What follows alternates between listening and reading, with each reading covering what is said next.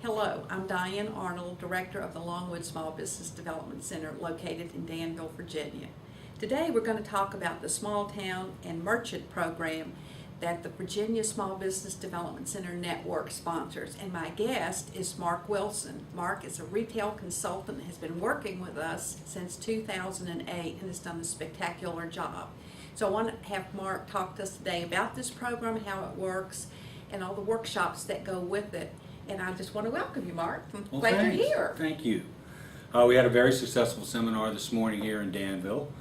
And it's a part of a program that we put together for the state of Virginia. There's also a stamp program in the state of Maryland, but we are, as we know, the only two states in the country that offer this additional program as an adjunct to what we already know is a very successful program with the Small Business Development Center here in Virginia. The stamp program, Small Town and Merchant Program, was designed to be able to get a little more granular with the retailers and restaurateurs we have within the Commonwealth. So I've developed a program of 6 or 7 seminars, really covering from staying relevant to a changed economy to the experience is twice as important as the food for restaurants, windows and merchandising, the stewards of your brand, Eventacular, which is designed to help small town merchants and restaurateurs take advantage of events that are put on in their town throughout the year.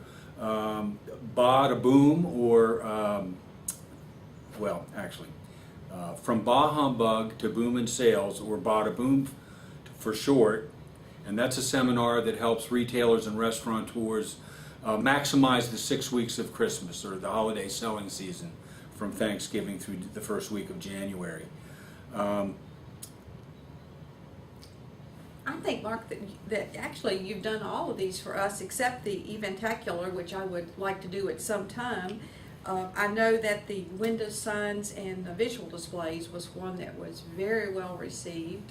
We certainly could use probably to use that again, have you back, because why is it important to understand and make something happen with the window signs and visual displays?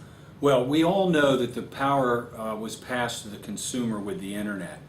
So 9 out of 10 Americans search the internet prior to ever finding your store in the real world. So windows and merchandising is an opportunity to attract a person to your physical plant, whether or not they researched you or not. And we call that curb appeal. And curb appeal is being able to pick your store or restaurant out among all the others based on its physical appearance. We also know that 40% of what you sell is based on it being in your window.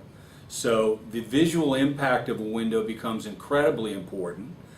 You have to determine whether your window is seen from a street or the sidewalk, because there's two different approaches that you have to take. You have 3 seconds with a passing car. You can have as many as 3 minutes with your windows viewed from the sidewalk. So there is a science behind merchandising and good windows, and it really all boils down to getting the consumer to choose you over others based on your physical appeal. And I'm going to say this, and if you drive around the streets of Danville or any small town, what you're going to see are a lot of posters and signs and ads and all sorts of things that are taped to a window to the point sometimes you cannot actually see into the store. I find that visually very unattractive. And I know that that is something that you recommend people not do, or do very, very sparingly. Yes, well, let's make it clear that we certainly believe that retailers and restaurateurs should support their community. So I'm not suggesting in any way that you not support the cheerleader or the local band or anything that's going on in your community. What I am saying is don't plaster them all over your display windows, particularly with Scotch tape.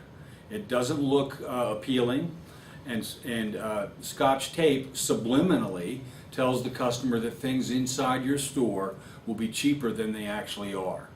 The second piece of advice I give retailers is don't put a bunch of signs on your door that says things I can't do when I come in to shop with you, like no cell phones or no strollers. Those are negative subliminals as well, and the consumer might pick not just to even enter at all. Thank you. You heard it here, folks. If you want to display something like that, think in terms of doing it in a way that is going to be attractive. And my suggestion is maybe a small easel where you can set it up and change it out very quickly, and it will not take away from the look, the aura that you have created for your business. A bulletin board also works quite well. A bulletin board works Make well. a place that's designated within your store for community events. And that works really well if you have a little waiting area out front, a coat room, An alcove anteroom. or something, yeah. That would work very well. Now, I know that over the years that you've been coming here, you've worked very well with Donna Favreau. Donna's in our office, and she is the person that I put in charge of this program. And I'd like to, for our folks to know that if they would be interested in working with us and you when you come again, what's the protocol for setting up that relationship? Well, first and foremost, you contact your local SBDC. So you reach out to Donna and suggest or ask for an event to be held in your town. You pick which seminar you think is most appropriate for the time of the year and for your constituents. And that's the one of the 6 or 7 that we have to offer. And here's how it typically works. We found that seminars work best on Tuesday mornings. So I typically would travel into your town Monday night. I usually like to get here in time to kind of view the town prior to giving the seminar, so I know the lay of the land of Main Street in Maine in your town. The following morning we do a sunrise seminar at 8 o'clock. We run it from 8 to 10. We try to get the retailers back to their stores in time to get open. Then we generally have a little bit of a downtime, a half an hour or so, and then I start one-on-one appointments at 90 minutes at a time throughout the remainder of that day. I stay over that night and do 5 more the following day. So a typical 2-day event would be a seminar and 8 one-on-ones with individual businesses at 90 minutes at a time over the next 2 days. And it has worked wonderfly for our office. Now, if you go to our state website, which is Virginia, VIRGINIA, SBDC.org, you can find a list of all of the directors, all of the offices throughout the entire state. You can also read about this program. So wherever you are, you have the ability to get in touch with Mark. In the Danville area, you would want to contact Donna Favreau. Donna's phone number is 797-8442. 797-8482. And when she schedules Mark to come back in again, she will work with you to get an appointment with him and also let you know which workshop he will be doing. Mark, I'm thrilled with this. We have a wonderful little brochure that we can pass out. If you want one of these, you can contact our office. You'll see the contact information at the end of this. There's a little bio of Mark and his picture so you can remember him. And I just want to say that this morning was absolutely fantastic. We did art as a business workshop this morning. It was very well attended, and the comments were wonderful.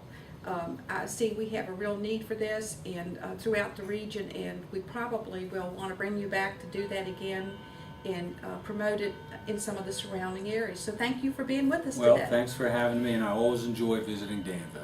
Now, folks, stay tuned because we will have another segment with Mark shortly, and that will be the top 5 things a retailer should be looking at. Thank you.